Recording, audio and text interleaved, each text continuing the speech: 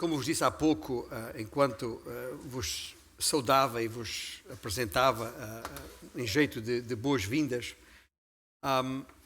estamos aqui neste dia, nesta manhã, esta manhã em particular, repletos de enorme alegria.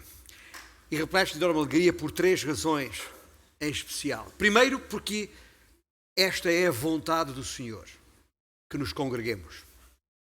E está expressa na sua palavra. Segundo, porque, como referi, se cumprem 49 anos desde que esta congregação se constituiu formalmente como igreja, uma data que assinalamos por isso. E em terceiro lugar, porque vamos dar início à construção de uma ponte. Como referi esta manhã, no outro espaço em cima, vamos dar início à construção de uma ponte entre o Novo e o Velho Testamento. E esse desígnio anunciamos aqui e agora. Trata-se de uma série de mensagens ao longo das próximas 52 semanas, em que vamos ao encontro de Cristo nas Escrituras. Nas Escrituras que anunciamos, que pregamos, que ensinamos, que tem a ver com o Cristo que anunciamos. E eu chamo para tanto e para tal a vossa atenção máxima, a vossa disposição mais profunda de coração, porque esta obra que vos proponho fazermos juntos, da construção desta ponte entre o Novo e o Velho Testamento, é obra, como quem diz, não é fácil, é mais difícil do que a construção destas pontes que aqui no Rio Douro vemos entre a margem norte e a margem sul, entre a cidade do Porto e a cidade de Gaia, por mais impressionantes obras de arquitetura que sejam e são. Mas quem me conhece e tem acompanhado esta nossa caminhada de mais de um quarto de século, e estes que estão aqui é a mais recente expressão dessas muitas centenas, até milhares de pessoas que têm passado por aqui e voltado aos seus países, partido para a glória, multiplicado em outras igrejas, enfim. Destes que me conhecem e me têm ouvido ensinar, sabem que é minha responsabilidade que tenho assumido ensinar e pregar todo o desígnio de Deus, ou seja, toda a palavra de Deus, o que inclui os 39 livros que estão no Velho Testamento. E tudo isso porque tenho em vista, como devemos ter todos em vista, o aperfeiçoamento de todos aqueles que fazem parte deste corpo, desta parcela local do corpo de Cristo. Seja como for, eu digo isto com algum temor e algum tremor ao iniciar esta obra, porque não é fácil, é um enorme desafio. Não só na organização de toda a série ao longo das tais próximas 52 semanas, mas a sua exposição à igreja, tanto por mim como por todos aqueles que havemos de convidar para nela participar.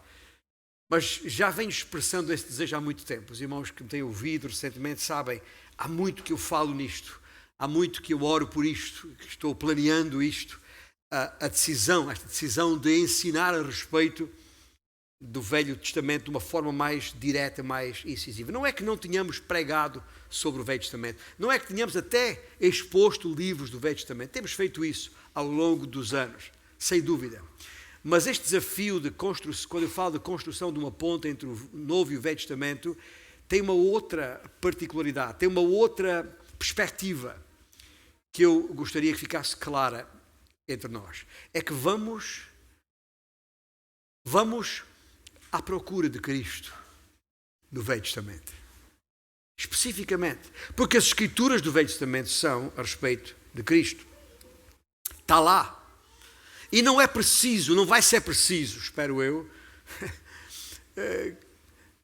pôr-lhe um boné especial, nem uma roupa especial, como quem anda à procura do Wall-E. E essa aquela, não sei se os mais novos conhecem a história de onde está o Wall-E? Wall-E.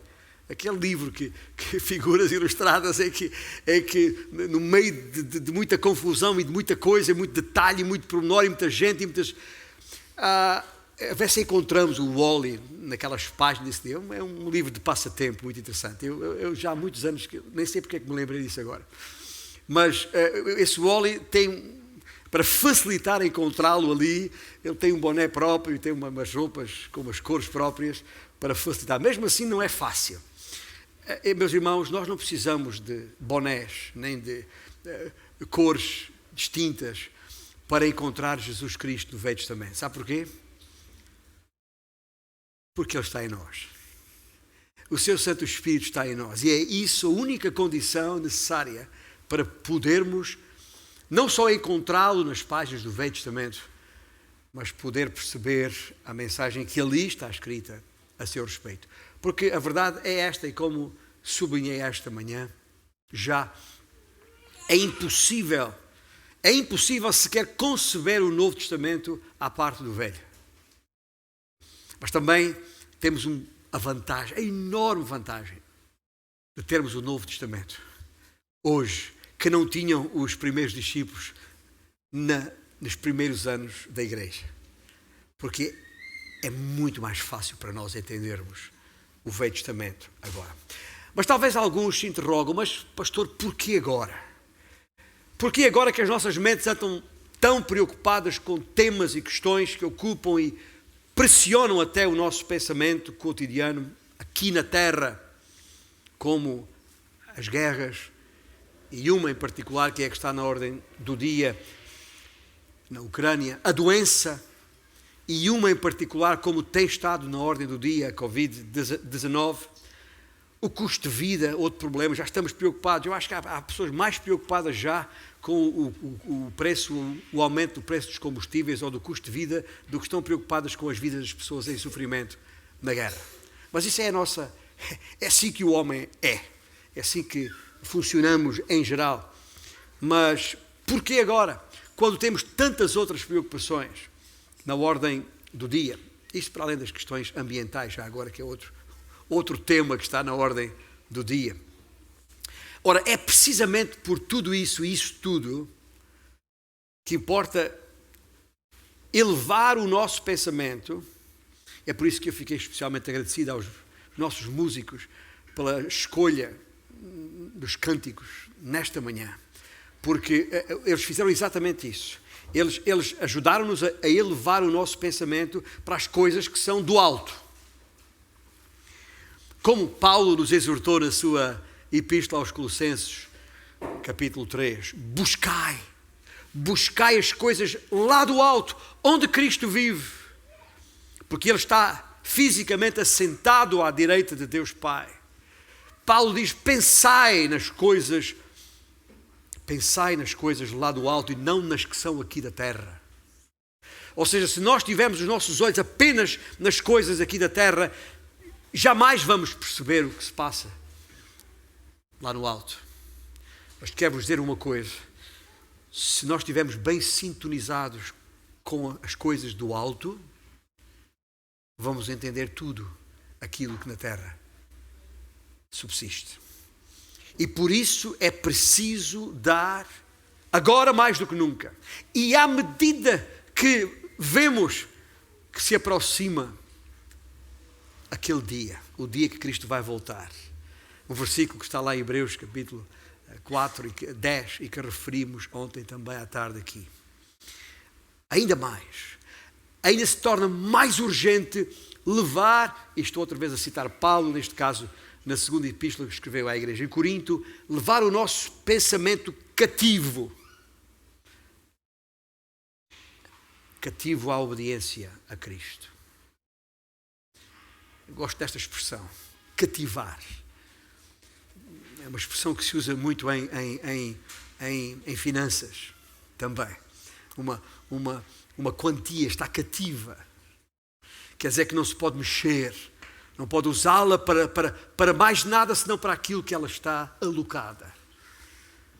E assim o nosso pensamento deve estar cativo, deve ser levado cativo a Cristo. Mas para isso, para que o nosso pensamento esteja cativo e seja levado cativo à obediência a Cristo, nós precisamos conhecer Cristo.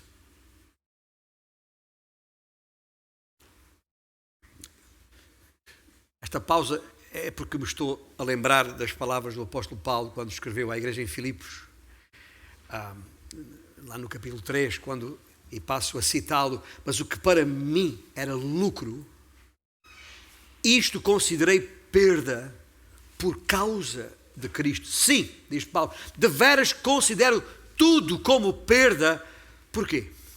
Ele explica: por causa da sublimidade do conhecimento de Cristo Jesus, meu Senhor. Ou seja, aquele versículo que nós citamos tantas vezes, Paulo diz: eu considero tudo como lixo, perda, esterco, refúgio, não interessa. Por causa de Cristo, ignoramos, esquecemos este pequeno e enorme detalhe, que a razão porque ele considera tudo mais assim é para poder considerar a sublimidade do conhecimento de Cristo. Paulo completou esses versículos, essa expressão do seu coração, dizendo: por amor do qual perdi todas as coisas e as considero, como ele disse, como refúgio, lixo. Não tendo justiça própria que procede de lei, senão a que é mediante a fé em Cristo. A justiça que procede de Deus, baseada na fé. E depois ele insiste nesses mesmos versículos, logo a seguir, para o conhecer e o poder da sua ressurreição e a comunhão dos seus sofrimentos, porque nós não fomos chamados, é nessa mesma epístola que Paulo diz, nós não fomos chamados somente para crer, mas também para sofrer em Cristo Jesus, conformando-me com Ele na sua morte. Enfim, para de algum modo alcançar a ressurreição dentre os mortos. E fim de citação de Paulo à igreja em Filipos. E por isso, digo eu, renovo aqui esse meu desejo, promovendo o conhecimento das Escrituras, toda a Escritura, cujo tema central e transversal aos 66 versículos é Jesus. Não há outro nome, até porque não há outro nome pelo qual possamos ser salvos. Esse é o tema de toda a Escritura e, portanto, tem que ser o tema dominante de todo o nosso viver e, consequentemente, de toda a pregação e ensino da palavra de Deus. Eu não me canso de citar Paulo, os irmãos sabem que eu cito muitas vezes Paulo, constantemente cito Paulo, porque Paulo disse também aos Coríntios, na primeira epístola, porque decidi nada saber entre vós, senão a Jesus Cristo, e este crucificado. Nós pregamos a Cristo crucificado. Disse Paulo, esta igreja prega a Cristo crucificado. Esta igreja existe por causa de Jesus Cristo. E não são apenas estes 49 anos desde a sua formalização em instituição religiosa chamada Igreja Evangélica, qualquer coisa, mas desde que o Evangelho chegou a esta cidade, por irmãos que já partiram, mas que deixaram claro a razão porque aqui deixaram o Evangelho. E essa é a mesma razão que nós temos, porque estamos aqui e vamos continuar a estar aqui. Não há tema maior sobre o qual vamos pregar ou ensinar, nem sequer comparável. Porque não há nome maior. Temos uma expressão nossa que é: ninguém chega aos calcanhares de Jesus Cristo. É supremo. Tem a primazia. Está acima de tudo e todos. É o tema de toda a Escritura, Velho e Novo Testamento. Por isso, ele mesmo disse, estou agora citando o versículo em João capítulo 5, examinais as Escrituras, porque julgais ter nelas a vida eterna, e são elas mesmas que testificam de mim. Depois eu tenho aqui esta expressão que eu comecei a perguntar porquê. É um porém, é um não obstante, é um todavia. Contudo, não quereis vir a mim para teres a vida eterna. Deixe-me fazer uma leitura muito pessoal destas palavras, se ajustar aqui. Escuta, é possível, é perfeitamente possível vir a Cristo sem conhecer toda a Escritura. É. E se calhar estamos muitos aqui nesta sala assim. Mas também é possível examinar os textos das Escrituras, saber citar versículos de cor, discorrer sobre todos os temas, todos os assuntos, todas as histórias bíblicas, desde a criação até ao regresso à terra pós-exílio na Babilónia, isto para falar no Velho Testamento, e depois a vinda de Cristo e até que ele foi levado às alturas, prometendo voltar. É possível discorrer sobre todos estes conteúdos e nunca chegar aos pés de Cristo. É possível. E Jesus está a falar para os judeus: vocês sabem tudo a meu respeito, porém não vêm a mim. E esta era a razão do viver de Paulo, era a paixão de Paulo, e que é por isso eu cito tanto, porque é um homem que escreve e com certeza viveu apaixonadamente para obediência a Cristo. O alvo das nossas vidas tem que ser o mesmo que ele expressou à igreja em Filipos: conhecê-lo em toda a sua glória, majestade, beleza e plenitude. É por aí que o nosso viver tem de ser encaminhado. E é por isso que ele tem que ser o tema central e permanente de todos os pregadores e mestres da palavra. Podemos pregar e ensinar uma vida inteira, escrever livros sobre livros, encher prateleiras de livros, mas se Cristo não for o centro e o tema central de tudo o que somos e fazemos, então o nosso viver terá sido em vão. Temos de prosseguir, outra palavra que Paulo usa na sua carta aos Filipenses, temos de prosseguir para o alvo, para esse prémio da soberana vocação de Deus, onde?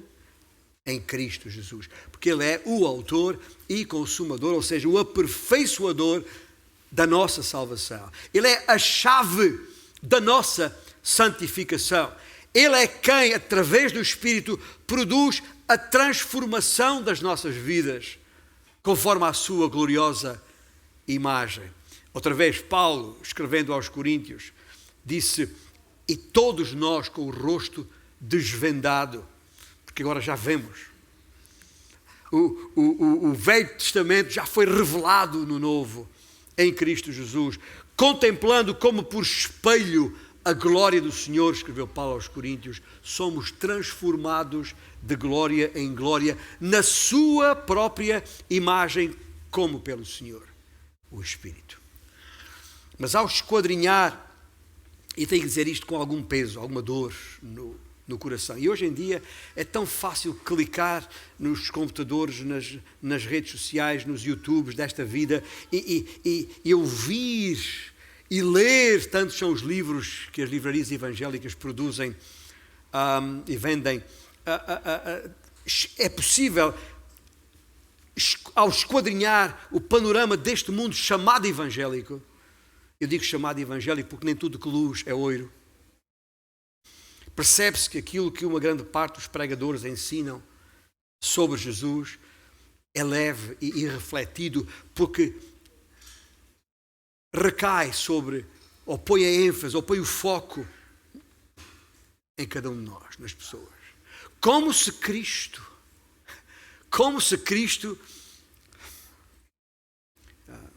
ou a razão para a existência de Cristo fôssemos nós. Que é exatamente o contrário. Nós existimos por causa dele, como aliás todas as coisas. Mas a verdade é que há muita gente que crê nele, que reconhece a sua pessoa e a sua obra, é verdade,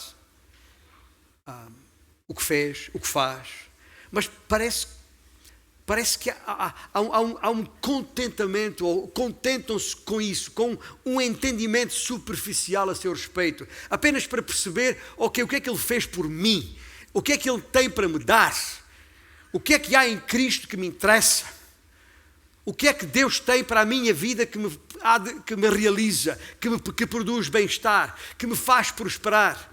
E é um entendimento de Cristo e das coisas espirituais virado para nós mesmos.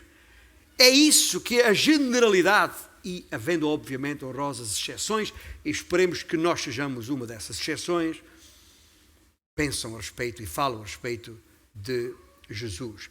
Falta qualquer coisa, falta a busca dos tesouros e das riquezas imensas contidas no conhecimento de Jesus Cristo.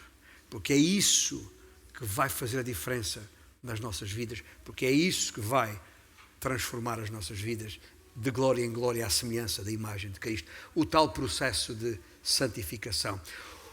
Gente, ouça bem, porque senão é mais um aniversário e não vamos muito mais longe. O coração que não sente fome por conhecer a Cristo terá muita dificuldade em obedecer a Cristo.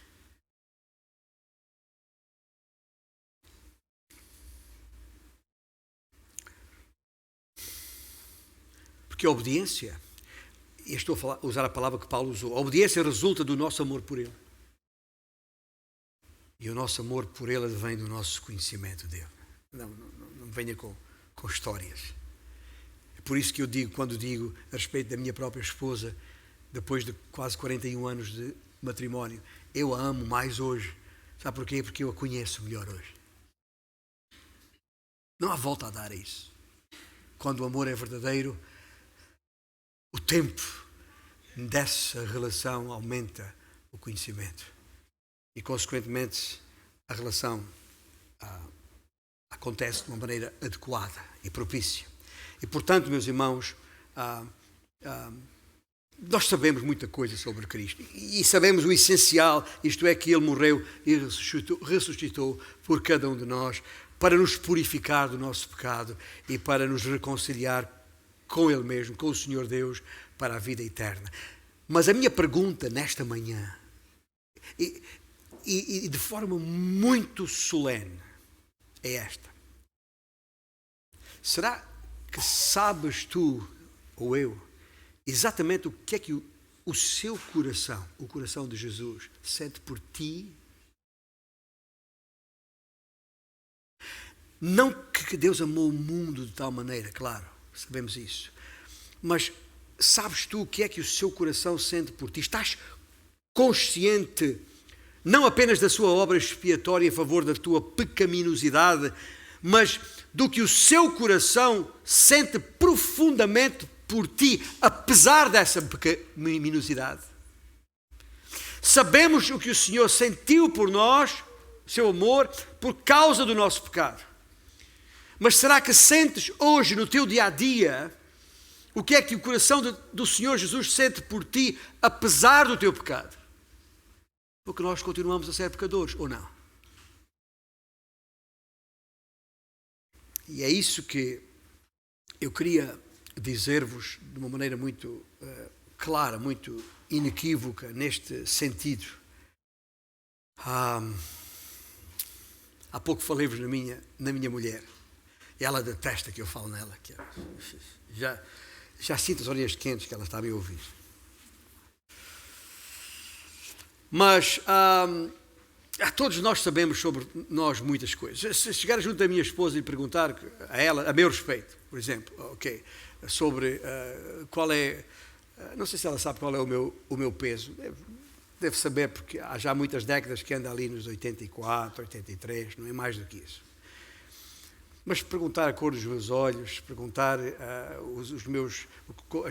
as cores que eu gosto, como é que eu gosto de me vestir, a comida que eu mais aprecio, as minhas preferências pessoais, o meu clube desportivo, claro,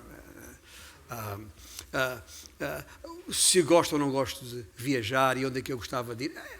Pode perguntar, ela vai responder direto, sem dificuldade nenhuma, assim. E todos ficarão a saber, depois dela partilhar essa informação toda. Mas há coisas a meu respeito. Há coisas a meu respeito que ela nunca conseguirá explicar por palavras. Nem a mim. Quando por exemplo, estamos numa mesa e eu olho para ela e vejo aquele olhar dela. Não há como explicar, mas não precisa explicar. O olhar dela já diz, eu sei exatamente o que ela está a pensar. Aquele olhar que penetra. Que eu sei exatamente o que é que ela está a pensar. Mas ela pode perguntar a ela sobre isso, que ela não vai responder, não vai explicar. Nem eu vou perder aqui o meu tempo com isso. Mas esse conhecimento que está para além das coisas exteriores, esse conhecimento interior, é o resultado de mais de 4 décadas de profunda amizade e cumplicidade, direi eu, de milhares de conversas e discussões às quais temos sobrevivido até aqui. Fruto de um relacionamento amadurecido pelo tempo, tornando inquestionável e indissolúvel já agora.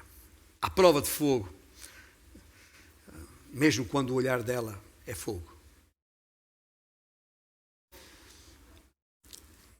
Que ela sabe que aquele olhar vale mais do que 1000 palavras que ela pudesse comunicar.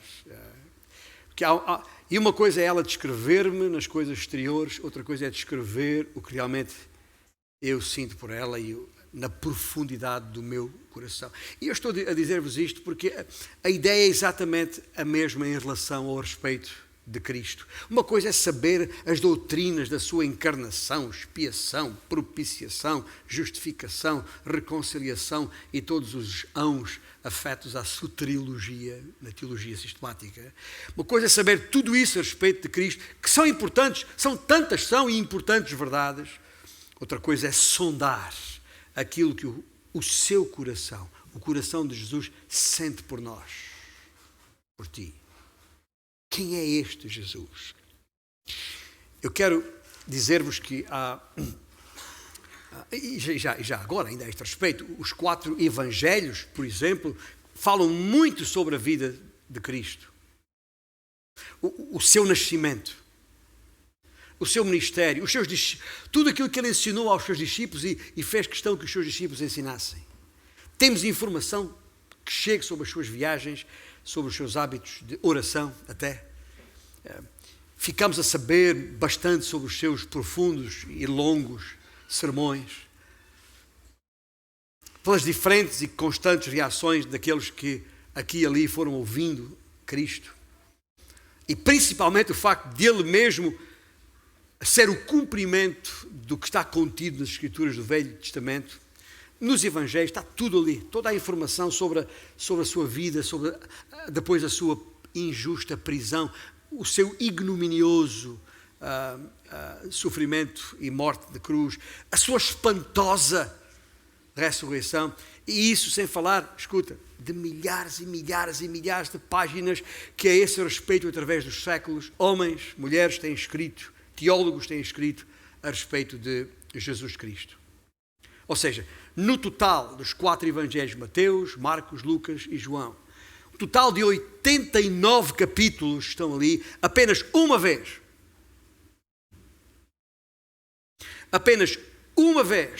Jesus fala a respeito do seu próprio coração. Está preparado? Vamos ler? Está lá no Evangelho de Mateus, capítulo 11, e nos versículos 28 a 30.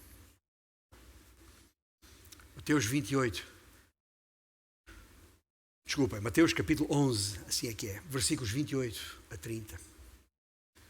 Jesus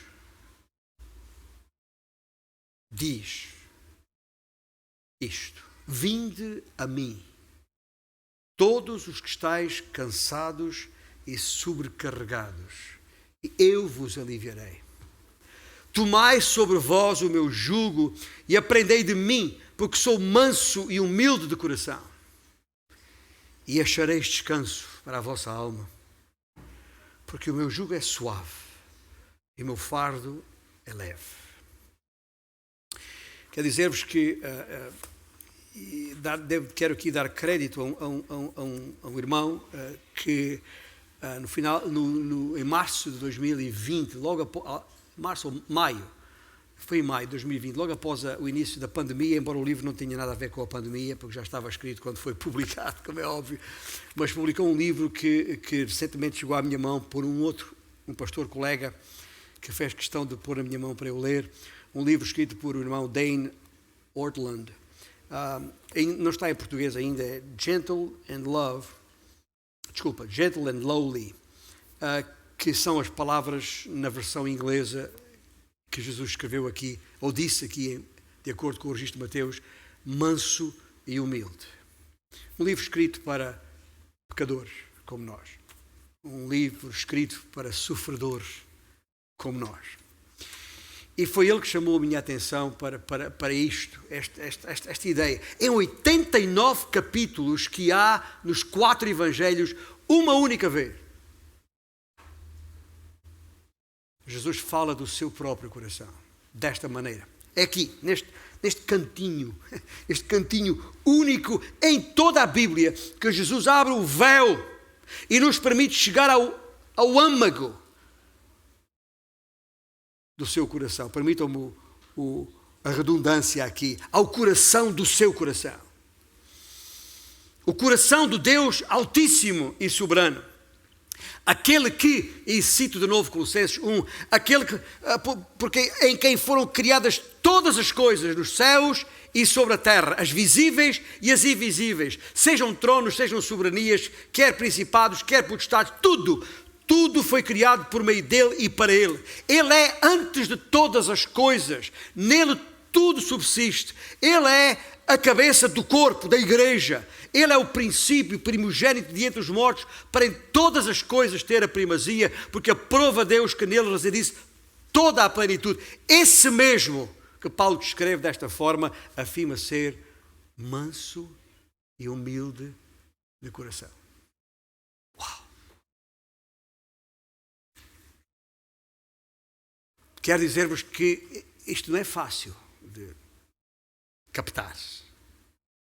Esta manhã, quando vos falei na proposta da construção da ponte, assenta em 4 pilares, dei crédito a um teólogo que eu prezo muito, que que escreveu um livro com esse título, construindo uma ponte do Novo para o Velho Testamento, com 4 pilares. Estou a falar de John MacArthur. John MacArthur, ou pelo menos um dos seus líderes, logo a seguir, nesse mesmo ano de 2020,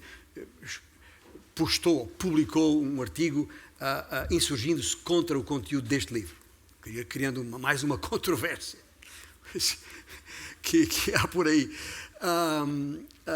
no seu site Grace to You.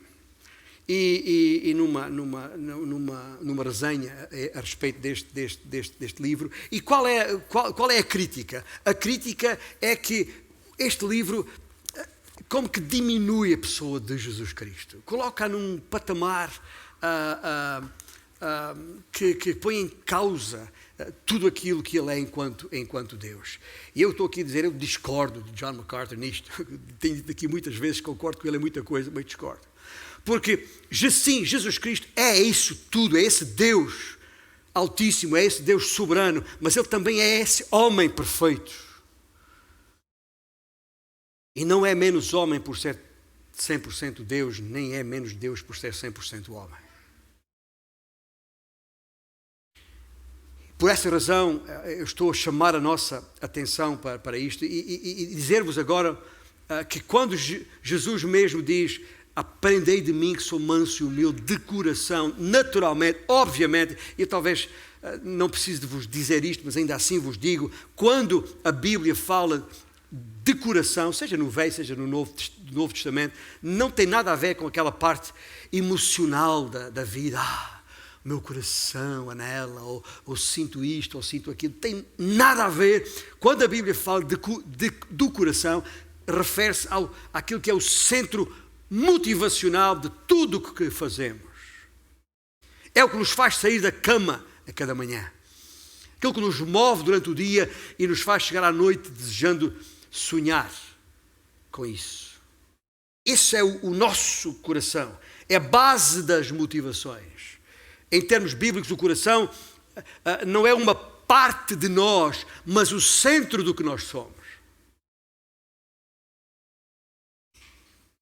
É o nosso coração que define, ou que nos define e nos dirige.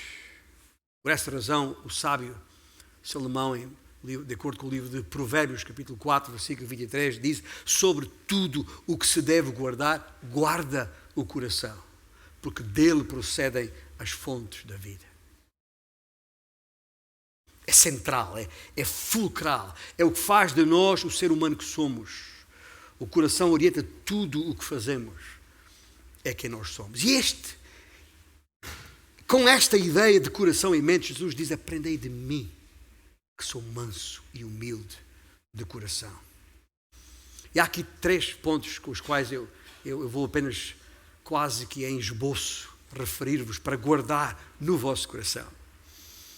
E o primeiro ponto é este: vinde a mim. São 3 palavras de ordem que o Senhor tem nestas brevíssimas palavras. A primeira é esta: vinde a mim. Inevitavelmente, e nós sabemos isto por experiência própria, a vida traz cansaço e sobrecarga. Nada de novo. É o efeito da maldição que recaiu sobre nós depois da queda. Se quer saber porquê, é só reler o capítulo 3 do livro de Gênesis, especialmente os versículos 17, 18 e 19, onde está aí a razão porque a vida tem hoje cansaço e sobrecarga. No suor do teu rosto comerás o teu pão. Fadiga, está lá a palavra em Gênesis 3. Por isso Jesus prometeu, aqui neste mesmo texto, alívio e descanso para a alma e não para o corpo. Ele não prometeu descanso para o corpo. Isso seria contrariar a sua própria maldição deitada sobre o homem pecador. Não, ele promete descanso para a nossa alma. Porque o cansaço de qualquer cristão não se pode separar da comunhão que temos com o Senhor Jesus, que habita em nós e cujo coração é manso e humilde. É uma realidade que nos espanta e transcende o nosso entendimento. Eu sei, mas não deixa de ser uma realidade. É Ele que nos sustém. E é por isso que Jesus diz: vinde a mim. Porque só caminhando ao seu lado, próximos da sua ternura e da sua bondade, é que podemos experimentar alívio e descanso para as nossas almas, independentemente do cansaço e da sobrecarga dos nossos corpos. Só assimilando a bondade do seu coração é que podemos respirar o seu aroma suave, que nos permite viver um deslumbre, ou deslumbrar um vislumbre, se quiserem jogar com as palavras aqui, dos céus, que é incomensuravelmente maior do que nós merecemos, mesmo aqui nesta vida. Por isso Jesus diz: vinde a mim. Lembra-se há pouco quando lemos aquele versículo em João? Jesus diz: examinais as Escrituras, contudo não quereis vir a mim? Aqui ele diz: vinde a mim.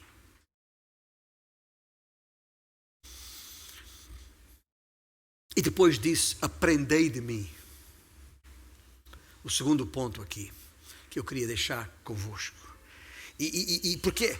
Porque, escuta, lembra-se que eu falei há bocado, para o conhecer temos que estar perto. Temos que nos aproximar dele. Temos que procurar a sua intimidade. E não estamos outra vez aqui a falar de nenhuma proximidade física, porque isso não é agora. Isso será quando ele surgir nos ares para nos levar para si, para com ele então estarmos, sim, por toda a eternidade. Também nos sentarmos à mesa com ele nas bodas do Cordeiro. Também sim vermos face a face o seu rosto e a sua glória, quando já tivermos corpos compatíveis com essa glória que agora ainda não temos. Não estamos, portanto, aqui a falar de nenhuma proximidade física, de todo, de maneira nenhuma. Estamos a falar de uma proximidade espiritual. Alívio e descanso para as nossas almas. Alívio e descanso para as nossas almas. Aprendei de mim. Aprendei de mim. É necessário que haja em nós, não posso deixar de citar Paulo de novo e outra vez aos Filipenses, é necessário que haja em nós o mesmo sentimento que havia também em Cristo Jesus. Por isso precisamos aprender dele. Lembra-se? Se reler Lá no início do capítulo 2 da Epístola de Paulo aos Filipenses, quando Paulo tem esta expressão, haja em vós o mesmo sentimento que havia também em Cristo Jesus. E ele diz que a si mesmo se esvaziou e se humilhou, tornando-se obediente até à morte e morte de cruz. Ora, quando Jesus nos expõe desta maneira, aqui em Mateus 11, quando Jesus nos expõe aquilo que é o bater do seu próprio coração, o que é que vemos? O que é que está ali? Qual é como caracterizar este bater? Duas palavras: mansidão e humildade. E é provável que tal nunca nos tenha passado pela cabeça, mas é isso que Jesus Cristo é: manso e humilde. Manso. Para pensar. Esta palavra, uma palavra originalmente escrita no grego, como sabemos que aqui é traduzida por manso, e aparece, a mesma palavra aparece por mais 3 vezes no Novo Testamento. Uma é quando Jesus, lá no Sermão do Monte, nas conhecidas beatitudes, diz o que os mansos herdarão a terra. Outra é quando cita o profeta Zacarias, dizendo, a propósito da sua entrada em Jerusalém: eis aí te vem o teu rei, referindo-se a Jesus, humilde, montado em jumento, num jumentinho. Aí está a palavra humilde, pelo menos na versão que usamos da Almeida Revista e atualizada. A palavra é traduzida por manso e por humilde, que não é a mesma palavra que em Mateus 11 é traduzida por humilde, é outra. Não, isto causa confusão, eu sei, mas espero que não, para perceber que neste seu cartão de visita, digamos assim, ou de negócio, que ele apresenta-se desta forma, não com outros títulos, mas apresenta-se como manso e humilde. Não se apresenta como aquele rei severo, duro, exasperado e inflexível. Não. Aparece tranquilo e compreensivo. Não aparece de dedo apontado, aparece de braços abertos. Percebem a diferença em como se apresenta aqui manso? É isto que significa. E humilde. E o significado da palavra humilde sobrepõe-se ou encaixa, como quiserem, na palavra manso. Elas são indissociáveis, juntas comunicam uma realidade singular a respeito do coração de Jesus. E sendo verdade que no Novo Testamento esta mesma palavra é usada por Tiago, por exemplo, quando diz: Deus resiste aos soberbos, mas dá graça aos humildes. Em regra, o uso desta palavra no Novo Testamento não se refere à humildade como virtude, no sentido de ser humilde, mas refere-se à humildade enquanto algo no sentido de destituição, de como alguém que é empurrado para baixo pelas circunstâncias da vida. Percebem o que estou a dizer? Que é, aliás, o mesmo sentido com que a palavra aparece em todo o Velho Testamento, especialmente nos Salmos, já agora. É uma palavra usada para mostrar a maneira como Deus exalta os humildes. Paulo usa esta palavra quando nos exorta, capítulo 12 de Romanos: em lugar de seres orgulhosos, condescendei com o humilde. É a mesma palavra, mas não é humilde enquanto virtude, é humilde de alguém que está rebaixado, que está empurrado para baixo pelas circunstâncias da vida, e nós sabemos muito bem o que é que isso significa e onde temos estado. É para se referir, olha, sabe como é que é? Sabe aquelas, quando a gente tem uma festa de anos, ou uma festa qualquer lá em casa, aniversário, e há sempre alguém que é eu não digo o palhaço da festa, mas podia ser. Sabe aquela pessoa que diz: cheguei, que quando chega, enche a casa e tem toda a atenção à volta dele, e parece que o mundo tem que girar à volta dele. É aquela mesma pessoa que a pessoa que recebe, o dono da casa, quando ele entra já fica: chegou. Não é?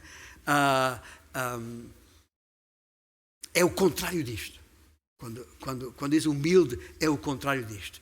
É aquela pessoa que está ali, não se dá por ela, mas está lá.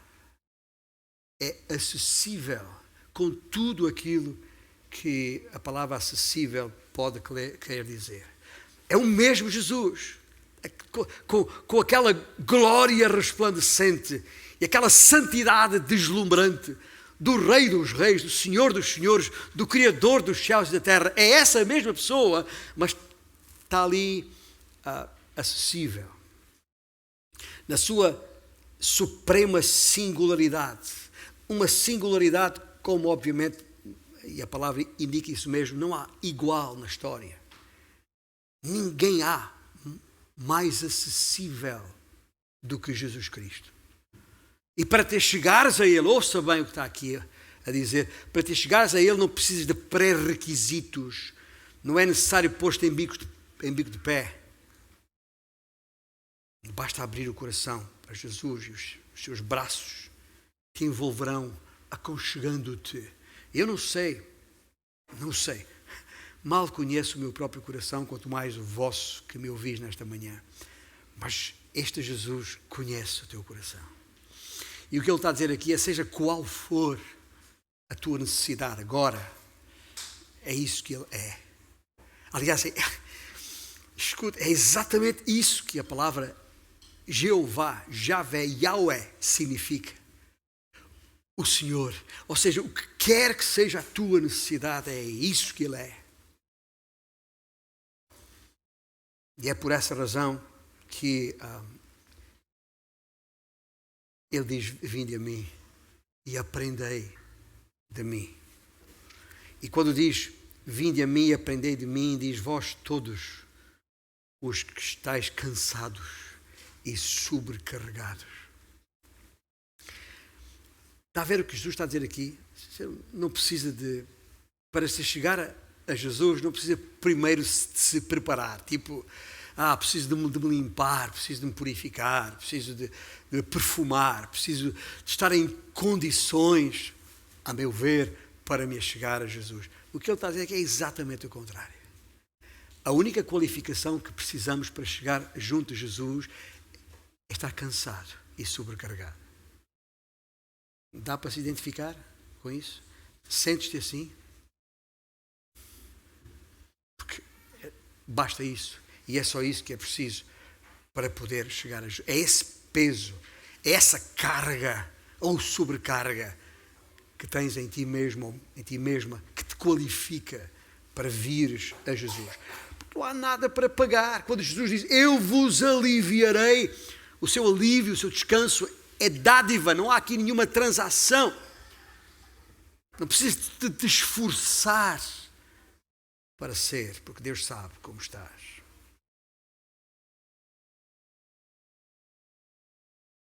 O desejo de Jesus Cristo é que nele encontres descanso, que saias da tempestade, que saias de onde estás. Manso e humilde, é isso que define o coração de Jesus. E ouça bem, eu não estou a dizer isto por mero acaso, estou a dizer isto para a igreja, estou a dizer isto para nós que estamos em Cristo, porque Jesus não diz isto a qualquer pessoa.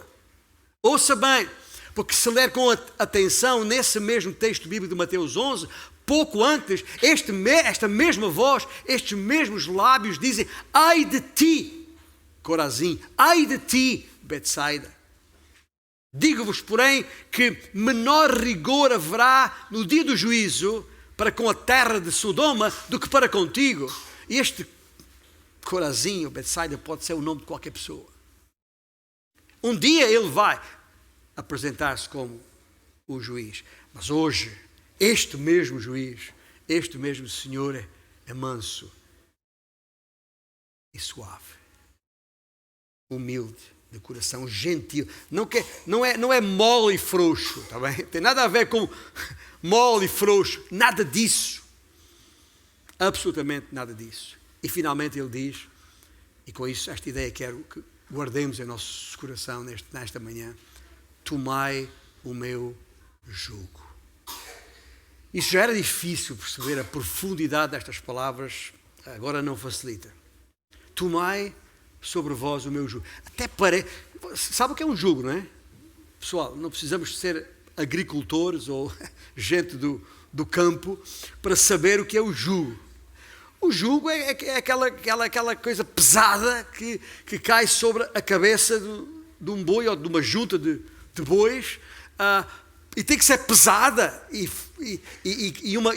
uma sobrecarga no animal, porque é acoplado àquilo que depois as alfaias agrícolas, as charruas, seja lá o que for, pesado, é acoplado para poder puxar. Não pode ser uma coisinha leve, é algo de muito pesado, e até parece que Jesus está a brincar aqui, dizendo, o meu jugo é leve, suave e leve. Não é brincadeira, está a falar sério. Está a falar sério. Mas exatamente para deixar claro que é isso que Ele é para nós. A carga que nós temos que puxar, está bem? Ele a carrega. Ele a carrega. Carregou e carrega por nós. Meus irmãos, este Jesus Cristo que estamos a falar aqui, algumas versões usam a palavra gentil para, em vez de humilde, porque é mais nesse sentido, este manso e gentil, manso e suave. Jesus está chamando, diz aquele velho hino, né? Que muitos conhecemos. Mas ouça, este é o mesmo Jesus descrito no livro de Apocalipse,